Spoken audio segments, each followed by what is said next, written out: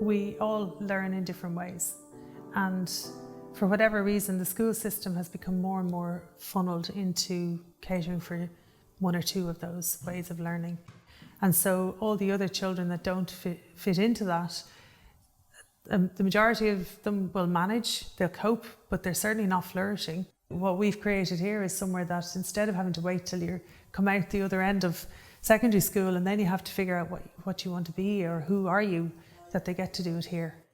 Young people are naturally curious. I think when we try and measure learning all the time, we're trying to control what's being learned, we can actually kill that thing that we only need to facilitate. In traditional education, it's based on the idea that people learn from stimulus in their environment, like you do this and people learn that. There's not one size fits all, and there's not even one size fits each person. It's a continuing dynamic reaction to that person.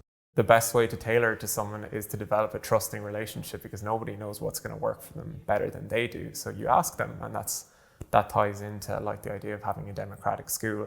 The best way to find out what's going to work for people is by allowing them to have a meaningful say. You're working with young people collaboratively to figure out what's interesting to them, what's relevant to them. And from there, you find connection points to sort of lead them into something else that might connect with them. And that's kind of the role of the teacher.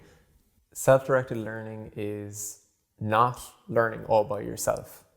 Self-directed learning is where you're the captain of your learning ship. So you've got a support team around you of staff, of other peers, you learn in groups, you'll bounce ideas off each other. It's a very collective environment.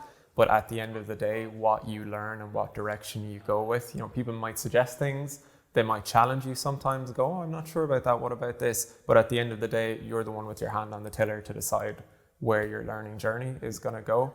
So that, I think, is what self-directed learning is about.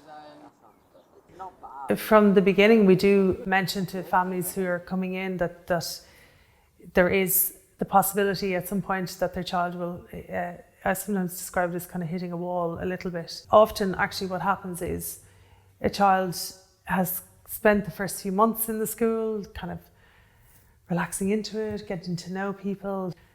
And then there's the point where it's like, oh,